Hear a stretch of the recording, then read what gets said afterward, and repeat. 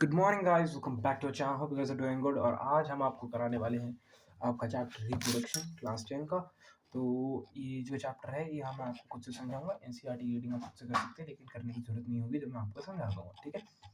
तो अब आपका यहाँ पे सिंपल कंसेप्ट कहाँ से शुरू होता है मैं आपको यहाँ से स्टार्ट करवा देता हूँ, एक सेकेंड। हाँ जी, सो हम अपना चैप्टर,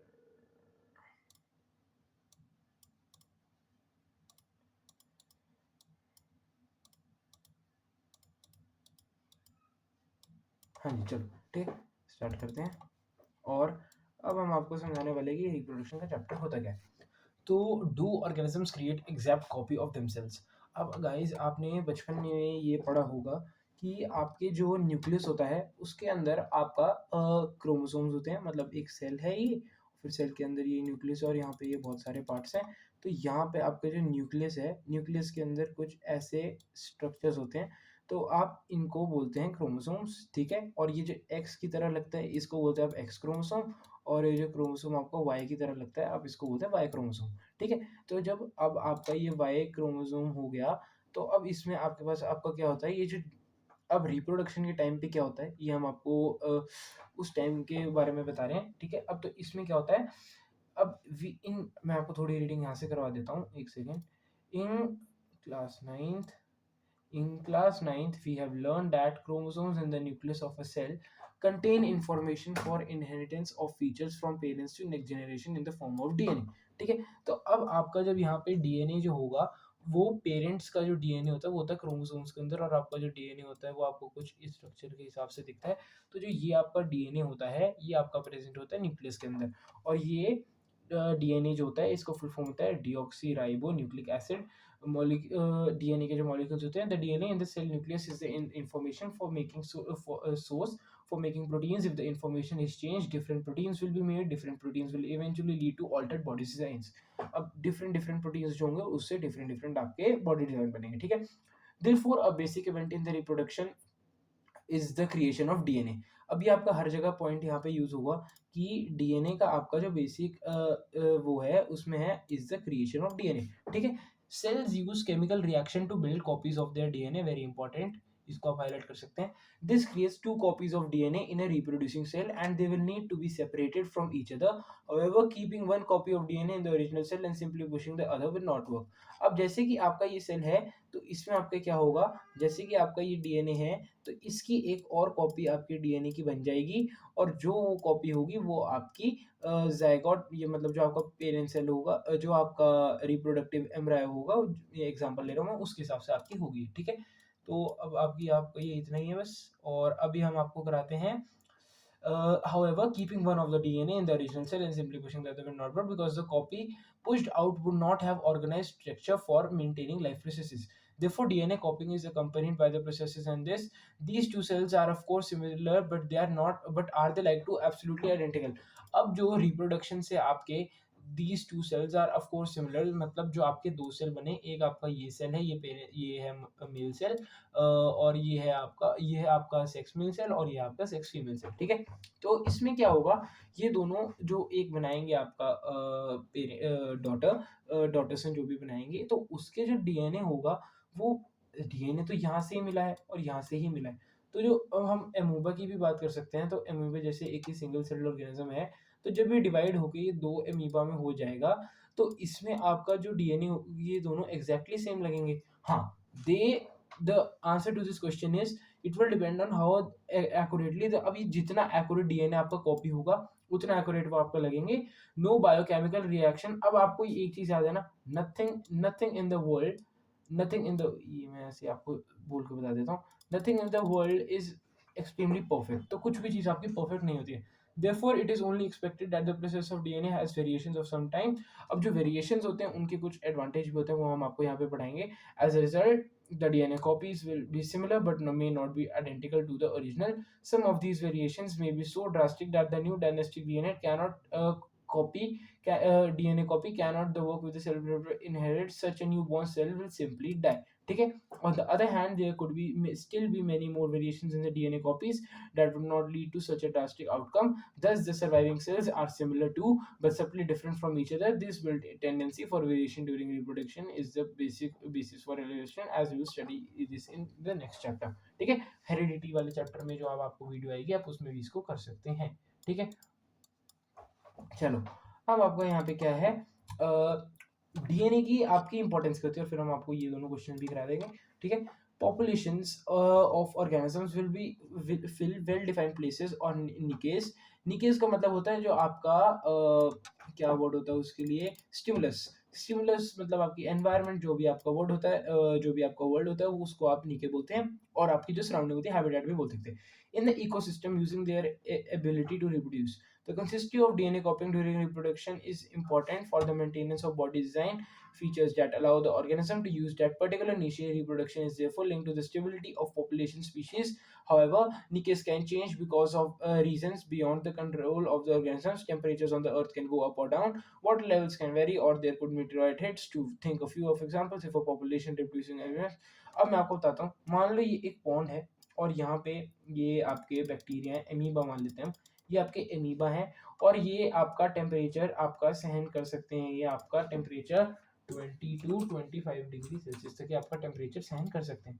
ठीक है. लेकिन अब बाद में क्या होता है यहाँ पर, और ये वेरिएशन आके इनका टेम्परेचर आपका हो जाता है, जब इनमें वेरिएशंस आती है तो इनका टेम्परेचर आपका हो जाता है 35 to 40. अभी 35 to 40 तक हैंडल कर सकते हैं, वरना पहले वो 20 to 25 हैंडल कर सकते थे.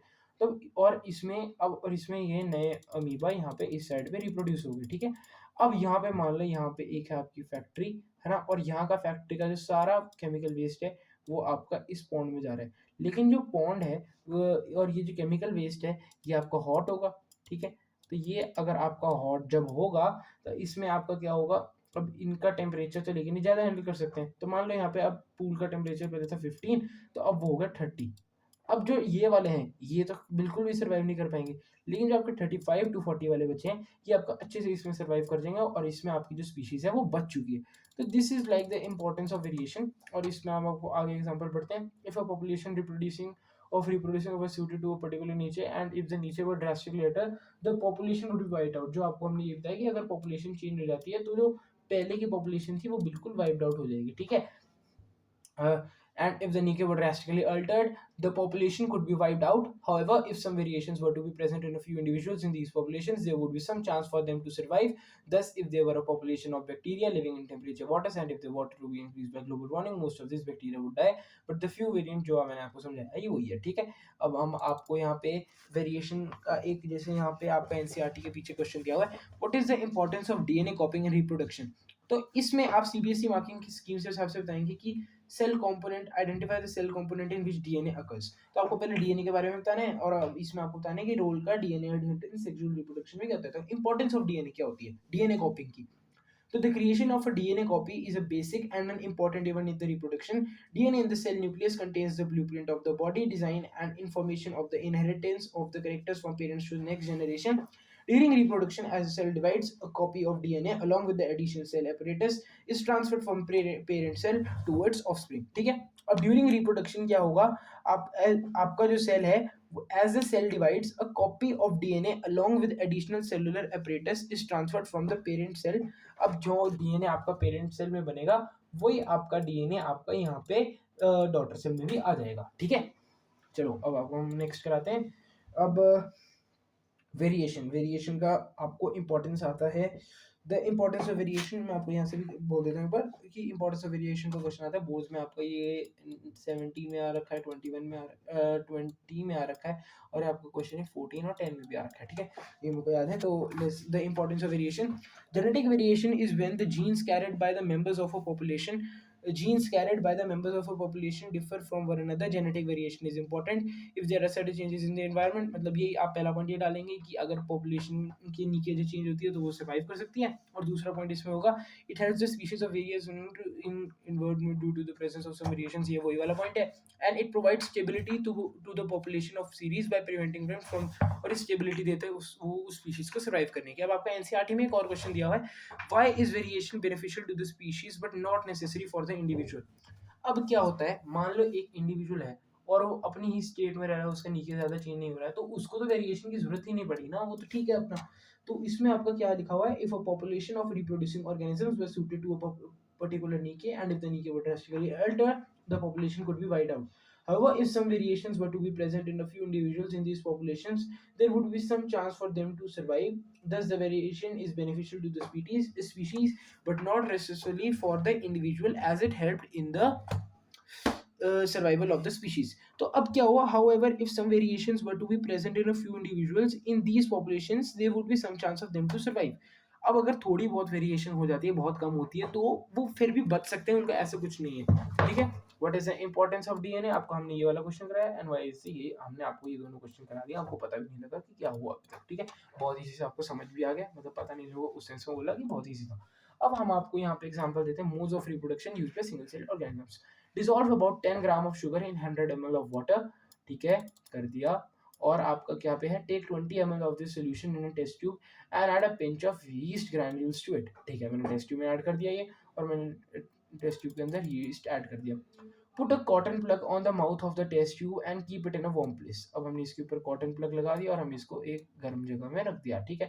अब इसमें क्या है, after 1 or 2 hours put a small drop of yeast culture from the test tube on the slide. अब हमने उसको एक स्लाइड पे रखा है और हमने उसको कवर कर दिया है, और अब हमने उसको यहाँ से कवर कर दिया है, ठीक है, हमने उसको कवर कर दिया है। Observe the slide under microscope. अब अगर आप इस स्लाइड को माइक्रोस्कोप में ऑब्जर्व करोगे तो मैं आपको दिखाता हूँ वो कैसा लगेगा। अगर आप इसको माइक्रोस्कोप के अंदर रखोगे यीस्ट को, तो आपको वो कुछ ऐसा सा आपको यीस्ट दिखाई देगा।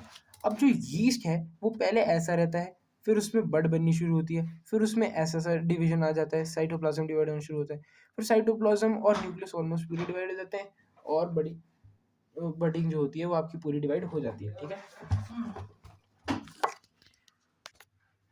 Okay, so we are back and we will continue it first.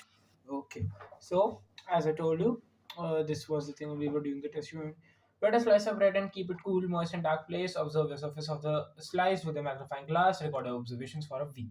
उसमें कुछ नहीं होगा, उसमें सिर्फ आपकी होगी। अब हम आपको कराएंगे कि एसेक्सुअल रिप्रोडक्शन जो होती है वो कौन से टाइप्स की होती है, ठीक है। अब रिप्रोडक्शन जो वैसे आपकी होती है वो आपकी होती है दो टाइप्स की, एसेक्सुअल रिप्रोडक्शन और सेक्सुअल रिप्रोडक्शन। एसेक्सुअल रिप्रोडक्शन में क्या होता है, जो आपके ऑफस्प्रिंग्स होते हैं वो आपके एक ही इंडिविजुअल पेरेंट से आते हैं, उसमें आपके गेमेट फॉर्मेशन जो होता है वो आपका टेक प्लेस नहीं होता, ठीक है।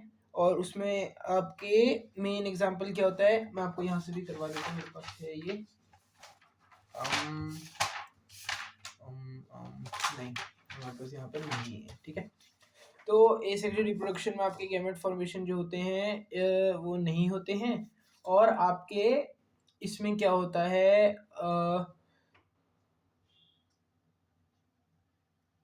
और इसमें आपके एक और इसमें आपका एग्जांपल हम ले सकते हैं कि इसमें आपको बॉडी जो होती है वो आपके माइटोटिक डिवीजन से होती है, मतलब सर्टेन बॉडी सेल्स जो होते हैं वो माइटोटिक डिवीजन के अंदर से अंडरगो करते हैं, and it takes place in unicellular organisms, और सम मल्टीसेलुलर ऑर्गेनिजम्स में भी होते हैं जैसे कि स्पॉन्जेस और हाइड्रा, ठीक है।